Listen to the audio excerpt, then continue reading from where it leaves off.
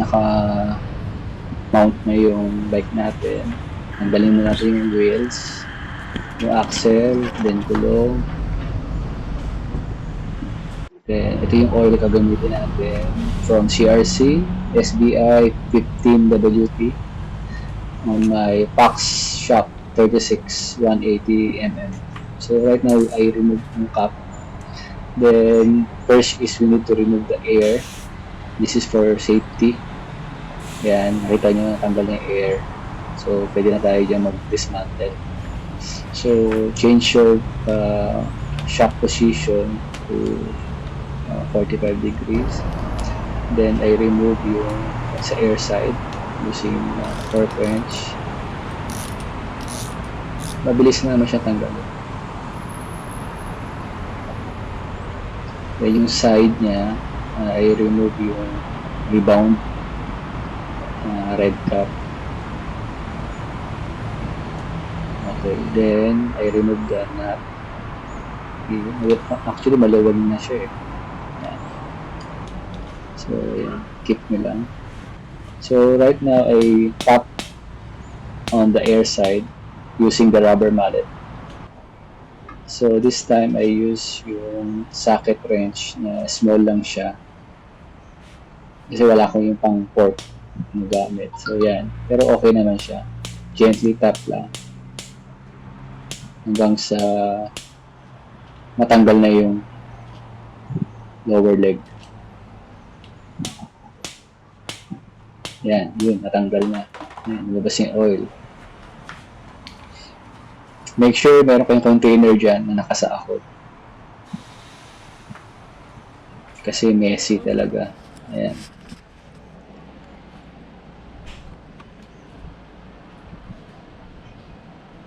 So, 5 years to na hindi nasa-servicean. Mahal magpa-service dito sa Singapore, nasa $150 to $200. Depende pa. Medyo taga yung mga bike shop dito eh. So, tayo na lang DIY. Then, ayun, nakatulo na yung mga oil, wala na masyado.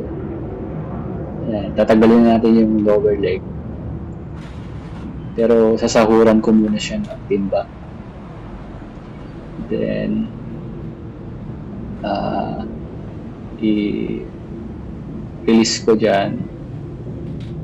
Yun, para matanggal na natin. Para tumulo lahat ng oil. Yan, tanggalin mo na. Okay. Yan, natanggalin natin. So, ganun lang kadali. Hindi siya mahirap tanggalin. Set aside muna natin. Tapos, clean natin yung stanchion. Ayan, wipe natin ng tissue.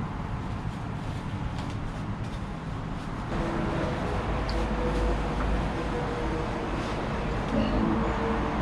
Punas-punas lang.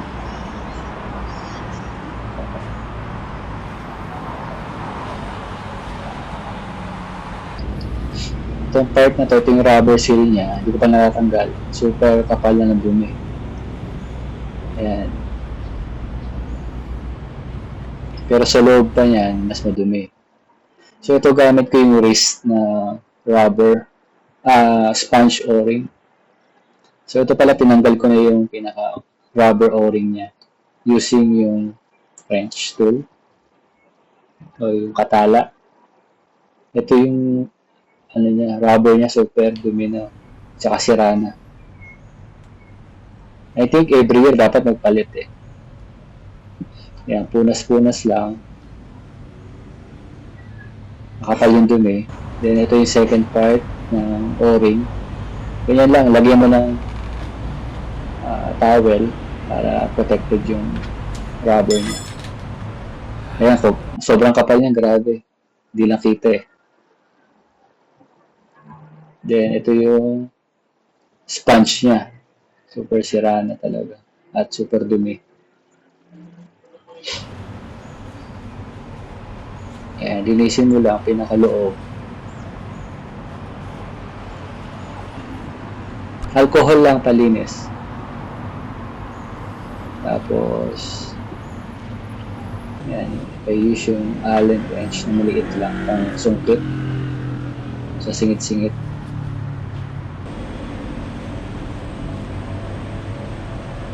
Yan, para lang matanggal yung ito.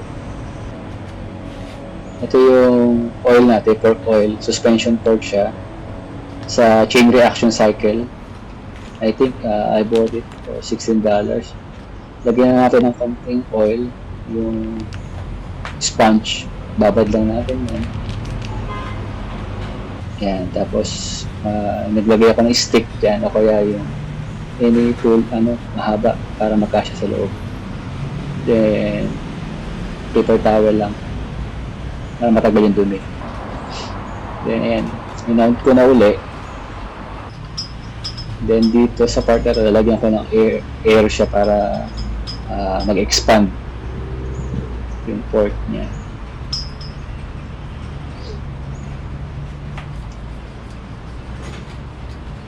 Konti lang air. Tapos ito, lalagay ko na yung sponge. Ayan.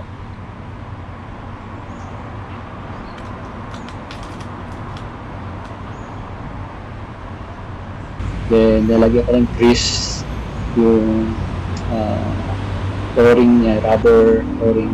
Yan, lagay ko na. Dito sa part na to, I use yung, meron ako biniling tools para sa rubber, ayan. Bago ko pukpukin, meron ako nakapatong dyan. Tools, mura lang, $6 lang. Ayan. Pak, pak, pak, pak. Konting tap-tap lang. Ayan, lalagay na natin.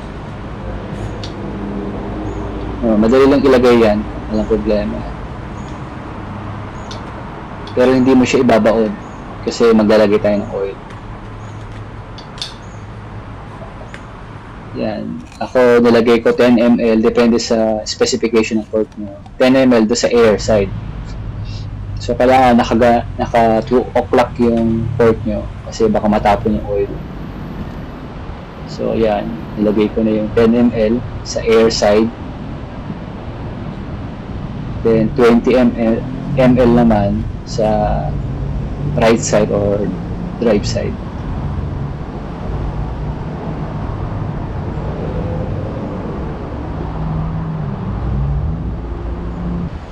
Ayan, lalagay ko na yung nuts sa left and right.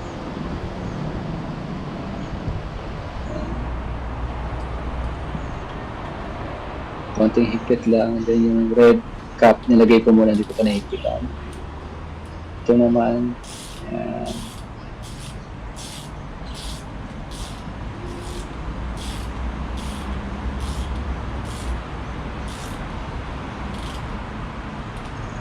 Ayan, higpit. Ito naman yung sa rebound. Higpitan ko na rin. So, ayan.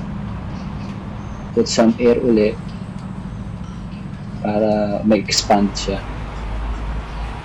Pero mamaya natin titimplahin. So, time to install na. Kapit na natin sa bike.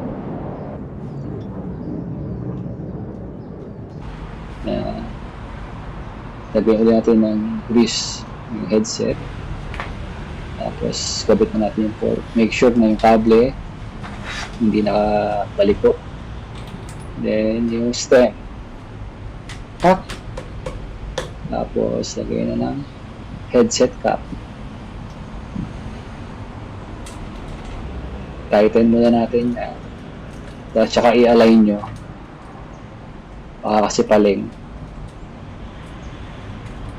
Then, ayan na yung last part. Tighten yan. Smooth. Ayan, kabit na natin yung gulo.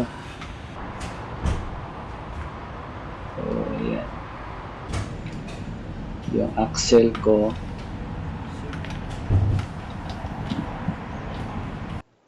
Buti na lang meron akong bike mount kasi mahirap pagka wala. Yan, yung brake ko, kinabit ko na rin.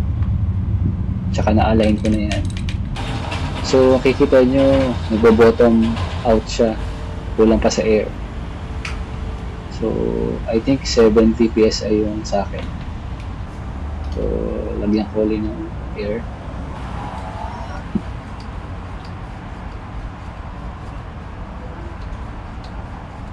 So, ayan na. Yay! Tapos na ang ating port maintenance. Thank you guys.